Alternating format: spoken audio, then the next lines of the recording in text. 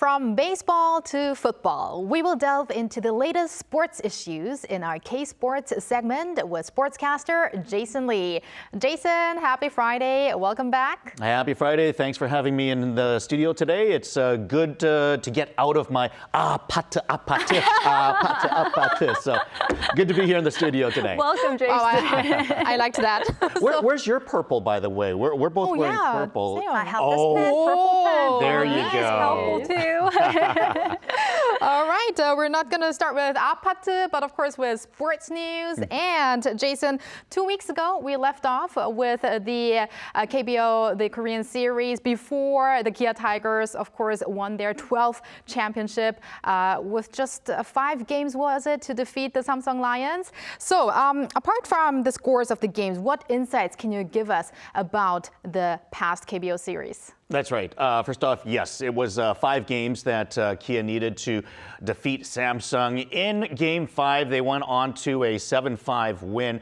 But this game was actually, with Samsung in control up until the 3rd inning. They were leading 5-1 before Kia got 6 unanswered runs and went on to win the game. So Kia has been the best offensive team all season, and this was just another fine example of, even though they're behind, you can never count them out.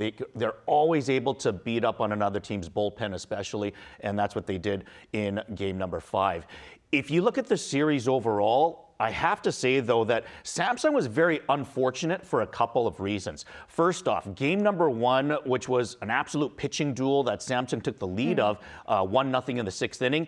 Rain suspended that game. That had to be played 2 days later because of a rain suspension. So really the momentum by then was gone. And as mentioned, of course, Kia can always come from behind, which they were able to do. And also Samsung suffered a lot of crucial injuries. So Koo Ja-wook, who is basically their best player, he was injured in the series before against LG, so he didn't play in the Korean series at all. Also, their catcher, Kang Min-ho, who is one of the all-star, probably the top 2 catchers in the KBO, he got injured in Game 4, so did not play in that final game on Game 5. Also, Won Tae-in, he pitched great in game number 1 for Samsung, but then got injured in game number 4. That was a game that they lost, partly perhaps because of his injuries. So injuries, good fortune, it really favored Kia on this side. But at the same time, you can say that maybe they made their own luck, because the way that the Korean playoffs work is if you win the regular season, you have a bye straight to the Korean series. So Kia really didn't have to play any other games other than the Korean series. Samsung had to go through LG in order to get there. That's where they suffered the injury for Koo Ja-wook. So really, you could say that it was earned by Kia, but at the same time, Samsung really did have some misfortune along the way. So maybe Seyoung is wearing blue for consolation to Samsung. And we are a mix of the Kia Tigers and the Samsung Lions, because red and blue turns into purple. Red and blue makes purple. There you go. My husband's gonna be really angry if he's a Kia fan. Yeah, he's a huge fan of Kia Tigers. But anyways, Jason, we had a lot of great players this season, but among them, Kim Sun-bin was named the MVP of this series. So what made his series stand out for the honor? You know, honestly, Kim Sun-bin, I thought in particular, was sort of like a quiet giant or a little giant. He's actually quite short, maybe 5'4", 5'5" or so. But, right, so 165 centimeters. Yeah, 165 centimeters or so. Not the biggest guy, but he's typically just not a guy that you notice very much. And even in the Korean series, he hit, I think, 588, but he didn't really seem like the MVP going in. Like a lot of us, we're in the media, we're talking about Kim Tae-gun, Kia's catcher, perhaps having the lead for winning MVP in the series. He had a grand slam in game number 4, which really helped them to secure that victory. But Kim Sun-bin, as mentioned, he had 10 hits in the series. He had 10 for 17, meaning that he averaged 2 hits every game. Also played good defense, didn't strike out at all in any of the the games while still walking 3 times. So he did all the little things right that really sparked Kia in terms of their offense. Also played solid defense on at second base as well. So a guy that's not very noticeable typically, but in this series, he really was a spark for Kia to go on and win the series. So after becoming the MVP, probably now he will be more noticeable to all the baseball fans. Perhaps. And staying with baseball awards, you know, at the end of the year, we have a lot of award ceremonies awarding K-pop stars, actors, actresses, but also, of course, sports players. And we are still in November. We are in November, right? It's already November. Still November, yeah. And recently, I understand an award that recognizes the best KBO pitcher has already been announced. So what's that about? That's right. So the Choi Dong-won Award goes to the best pitcher in the KBO. And this year, that was awarded to Kyle Hart of the NC Dinos. He led the league in strikeouts. He was second in ERA and third for wins. But very well deserved from him. And I must note that also he was third in wins, but he played for NC, who was second last in the league. So had he been pitching for a better team, perhaps he would have had a better opportunity to even be more improved in that stat. But certainly he had a great season.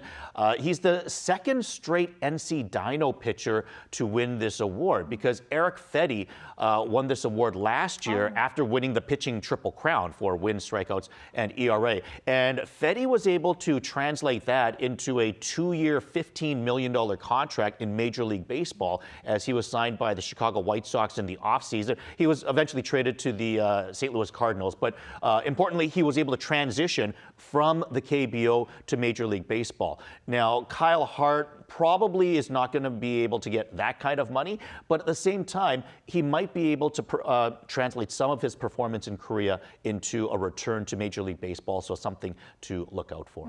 So it looks like a very significant award. Absolutely. And I might also note that it was only the baseball pitching award that was announced right now. They'll have the remaining award ceremony on December the 9th, where they'll announce the Gold Glove winners and MVPs and all that as well. That's what I was thinking. Usually you have those awards in December. Yeah, right? yeah. They announced this one a little bit earlier because it's done separately from the Choi Dong-won Foundation. Choi Dong-won, one of the top 2 pitchers ever in the KBO, and they have this award named after him. So they did this separately. Exactly. So now baseball is not over though, although the KBO series is done. Korea's national team played a couple of games against Cuba last weekend. So to tune up for the WBSC, or World Baseball Softball Confederation Premier 12. So tell us a little bit more about that specific tournament. Yeah, certainly a little bit of a mouthful. So let's just call it the Premier 12 right now. But this is another international baseball tournament. It is different from the Olympics. It is different from the World Baseball Classic. The World Baseball Classic is somewhat organized by Major League Baseball. Of course, the Olympics, well, we know who they're organized by. This Premier 12 is organized by the Baseball and Softball Confederation, the international event. And what they do for this one is Korea typically sends not their B team, but sort of their younger team. These are more the guys that are in their early to mid-20s, and perhaps in a couple of years' times when they have the World Baseball Classic in 2026 and when they have the Olympics in Los Angeles in 2028, Korea wants these players to really highlight their team by then. So they're using this as a springboard to hopefully help them along their international career. And if we take a look at the games, it will start on November the 13th. Korea will take on Chinese Taipei. They also have games against, let's see, Japan, Cuba, the Dominican Republic, as well as Australia. So that is going on from the 13th to the 18th in terms of Team Korea. And if Korea can finish in the top 2 of their group, then they'll advance to the semifinals. Korea, by the way, won the inaugural event of this tournament back in 2015, and they came second in 2019 as well. So this is a tournament that, like I said, most countries don't put as much prestige in this compared to the other tournaments that I mentioned. But at the same time, this is a tournament that Korea has done well in the past. And as you talked about the games against Cuba, they defeated Cuba 2-0 and 13-3. So even with their younger stars highlighting the team, they've shown that they can play with the best in the world. Oh, so definitely something to look out for. Right. And very briefly, we have one more story, I think, to talk about. Shifting gears to Korea's football star Son Heung-min. What's the latest on Son's health conditions? I heard he played for the Tottenham Hotspurs last weekend and a little bit last night as well. That's right. He's been out with a leg injury, but he did get in on the weekend against Aston Villa, where Tottenham were 4-1 winners. Son Heung-min played until the 56th minute before being removed, and last night, playing in the Europa against Galatasaray, he played just the first half. Played 45 minutes. They actually lost that game 3-2. I would say a little bit of an upset loss for them personally, but the good thing is Son is back on the field, and of course Korea plays on the 14th against Kuwait, as well as on the 19th against Palestine. So it looks like head coach Hong Myung-bo should be able to have his star player in the lineup. The question will be how much, provided that he doesn't have any setbacks in training. Let's root for his health. Absolutely. And great games ahead. So thank you very much, Jason, for those sports updates. Pleasure as always. Thank you. And thank you, Se-young. We will see you again next week for Trend Vibes. I'll see you next week.